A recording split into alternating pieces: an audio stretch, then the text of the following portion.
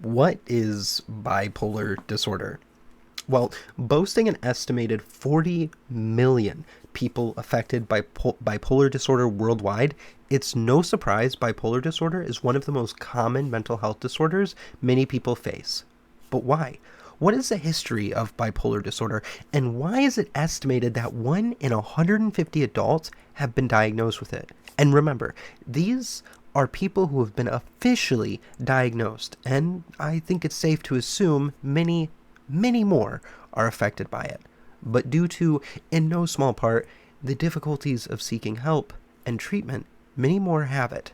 So let's start with the history of bipolar disorder. Bipolar disorder is one of the most highly investigated mental health disorders in the world. With this comes a pretty vast understanding of the history of the bipolar disorder. Let's go off this article from Healthline. Now, I just want to go off and preface this by saying I don't speak French. I don't speak Greek. I don't speak any of that. So a lot of this is going to be interpreted incorrectly by me, or I'm not going to pronounce names correctly, but I'm going to try my best. Aretaeus of Cappadocia began the process of detailing symptoms in the medical field as early as the 1st century in Greece. His notes on a link between mania and depression went largely unnoticed for many centuries. The ancient Greeks and Romans were responsible for the terms mania and melancholia, which are now the modern-day manic and depressive. They even discovered that using lithium salts in baths calmed manic people and lifted the spirits of depressed people. Today, lithium is a common treatment for people with bipolar disorder. The Greek philosopher Aristotle, many of you know, not only acknowledged melancholy as somewhat of a condition, but they cited it as the inspiration for the great artists of his time. It was common during this time for people across the globe to be executed for having bipolar disorder and other mental conditions. As the study of medicine advanced, strict religious dogma stated that these people were possessed by demons and should therefore be put to death.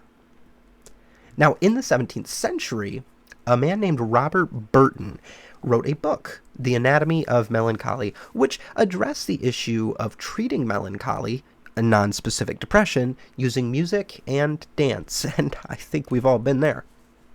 While mixed with medical knowledge, the book primarily serves as a literary collection of commentary on depression and a vantage point of the full effects of depression on society. It did, however, expand deeply into the symptoms and treatments of what's now known as clinical depression or major depressive disorder. Later that century, Theophilus Bonnet published a great work titled Spectrum. I totally butchered that. A text that drew from his experience performing 3,000 autopsies. In it, he linked mania and melancholy in a condition called manico-melancholicus. Melancholicus? I'm sorry, I'm trying here. This was a substantial step in diagnosing the disorder because mania and depression were most often considered separate disorders. Now, the 19th century is kind of where I think the coolest comes into it. We have a French psychiatrist named Jean-Pierre Faure published an article in 1851 describing what he called la folie circulaire, which translate to circular insanity. The article details people switching through severe depression and manic excitement, and is considered to be the first documented diagnosis of the bipolar disorder. In addition to making the first diagnosis, Faure also noted the genetic connection in bipolar disorder, something medical professionals still support to this day, which that's pretty impressive accolades if you ask me.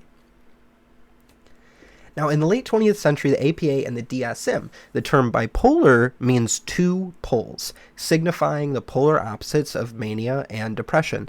The term first appeared in the American Psychiatrists Association, APA, Diagnostic and Statistics Manual of Mental Disorders, DSM, in its third revision in 1980. It was that revision that did away with the term mania to avoid calling patients maniacs. Now, in its fifth version, DSM-5, The DSM is considered the leading manual for mental health professionals. It contains diagnostic and treatment guidelines that help doctors manage the care of many people with bipolar disorder today. The concept of spectrum was developed to target specific difficulties with more precise medication. Stahl lists the 4 major disorders as follows: manic episode, major depressive episode, hypomanic episode, or a mixed episode. So bipolar disorder today. Our understanding of the bipolar disorder has certainly evolved since a long time ago in those ancient times. Great advances in education and treatment have been made in just the past century or two alone. Today, medication and therapy help many people with bipolar disorder manage their symptoms and cope with their conditions. Still, there's a lot of work to be done because many others aren't getting the treatment they need to lead better quality lives. Fortunately, research is ongoing to help us understand even more about this confusing chronic condition. The more we learn about bipolar disorder, the more people may be able to receive the care they need. Whew. Bipolar disorder definitely has a colorful and complex history, which is fitting given the disorder's symptoms. Thank you so much for watching and listening. Please make sure to subscribe if you've learned anything, or if you just enjoy the message of the content. If you or a loved one are struggling with anything related to mental health, defeat the stigma. Reach out, get help. Do not be afraid to take charge of your quality of life. You deserve better. You're allowed to feel the way you do, and your feelings are 100% valid and real. Again, I'm not a doctor, and nothing said in this video is meant to be taken as medical advice. Sources will be in the description below.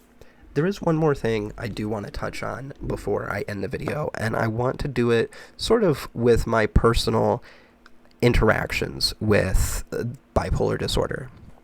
Now, I dated a woman for 4.5 years. At the beginning of our relationship, everything was great. About 2 years into the relationship, things started getting rocky fast. Now, I have had clinical depression for a few years now, which has sparked my interest in going down these rabbit holes. But I've had this for a few years now. So I've got my own things that I have to work out and I have to get through, right? Now, the woman I was with, she was fantastic. She was a wonderful lady. But we would argue. And the arguments would always happen out of nowhere. It would be the smallest things that would seem to start it. And this became almost impossible for us to work our relationship through. After a few months of us fighting and hitting our heads against the wall and arguing with each other, she went and saw a psychiatrist, and she was diagnosed with bipolar disorder. Now, the first time she was given medication to treat her bipolar disorder, it actually didn't work. It didn't do anything.